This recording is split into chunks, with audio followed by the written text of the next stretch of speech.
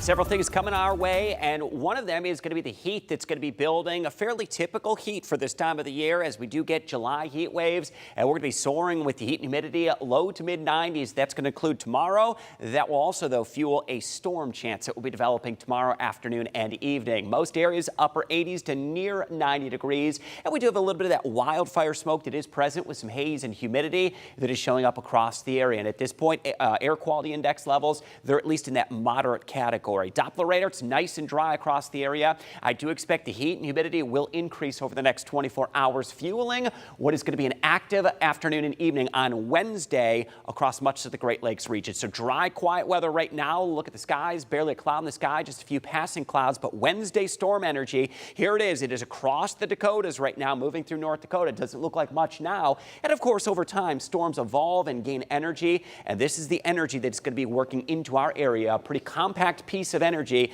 that arrives tomorrow afternoon that will prompt the risk or chance of severe weather. So here's where we stand right now. It is a level 3 out of 5 risk. That is an enhanced risk of severe weather. That's going to bring the risk of damaging winds, large hail, and at this point still can't rule out some storms that would have some twisting motion to them, which could bring the risk of tornadoes. Now, one of the more important tools that we have, it's the hour-by-hour forecast. I'm going to take you through this one. Let's time it out together. I want you to be prepared and alert for the storm risk as we get into Wednesday. We're dry and quiet the rest of tonight. How about tomorrow morning? We're going to be just fine first thing in the morning. Here's the clock, 7 a.m. We don't have a storm risk in the morning. Now, we may get some late morning, early afternoon showers or rumble of thunder. That is not expected to be severe, and the strong storms may be developing after 4 p.m. Here's the clock, 1 p.m., and we may know by lunchtime where this complex of storms develops and how strong it may be as it's coming across Lake Michigan early afternoon Wednesday. Now, potentially at this point, this storm is going to be racing through Michigan. At this moment,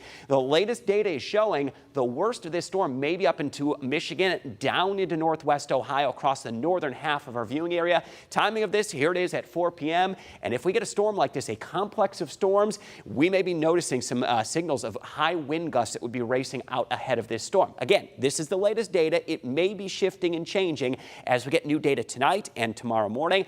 We will keep you up to date on that change as it comes in. That storm complex races to the east through 6 to 8 p.m. and still threat of a few strong storms up to or just after dark. We'll see that all clear likely by midnight on Wednesday as those storms move off to the east. So what to know for tomorrow? An alert day, 92 degrees, hot and humid feeling weather. There is a severe storm risk or chance of those storms after 4 p.m. will be the greater risk of storms. It's going to stay hot though Wednesday, Thursday, and Friday. Right around the lower 90s. Thursday looking mainly dry, mostly sunny skies, back into the lower 90s. The hottest day this week is going to be Friday. We're expected to reach into the mid 90s. The heat index could climb upper 90s, close to 100 degrees, and a late day storm chance Friday evening.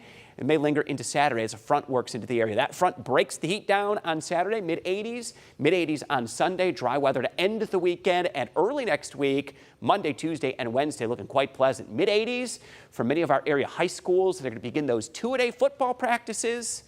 Looking great as we go into next week.